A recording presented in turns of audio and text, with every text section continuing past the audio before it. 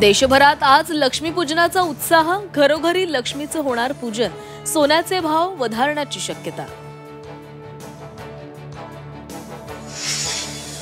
झी24 तास प्रेक्षकांसाठी आज आणि उद्या सुरेल मैफल, प्रकाश आणि आनंदाचा उत्सव, दीपावली निमित्त विशेष कार्यक्रम।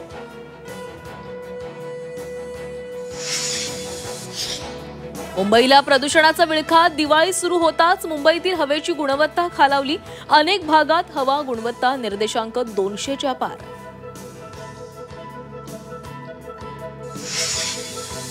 उद्धव ठाकरे पुन्हा एकदा मराठवाड्याचा दौरा करण्याची शक्यता, अतिवृष्टीमुळे नुकसान झालेल्या शेतकऱ्यांना भेटणार असल्याची माहिती, सरकारकडून जाहीर झालेली मदत शेतकऱ्यांपर्यंत पोहोचली की नाही याचाही आढावा घेणार।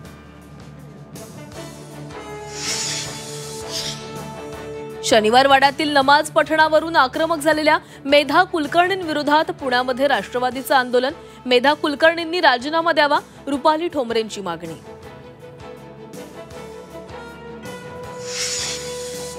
भाजप म्हणजे आपलं घर, आपण पंतप्रधान नरेंद्र मोदींचे भक्त, ज्येष्ठ अभिनेते महेश कोठारे यांचं मुंबईतील कार्यक्रमामध्ये जाहीर विधान।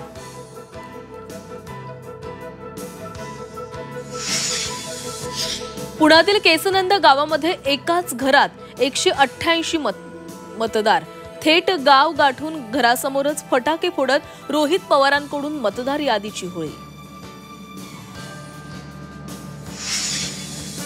फडणवीसांमुळे ओबीसींचं 27% आरक्षण वाचलं, महसूल मंत्री बावनकुळेंचा दावा, तर पुण्या सरकारची पुण्याई नाही, ओबीसी आरक्षण कोर्टानं वाचवलं, वडेट्टीवारांचं बावनकुळेंना प्रत्युत्तर।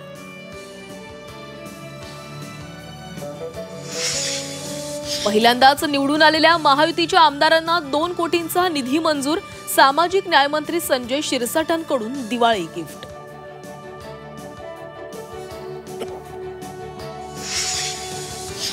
ज्येष्ठ विनोदी अभिनेते असरानी काळाच्या पडद्याआड वयाच्या 84व्या वर्षी घेतला अखेरचा श्वास, मनोरंजन विश्वावर शोककळा।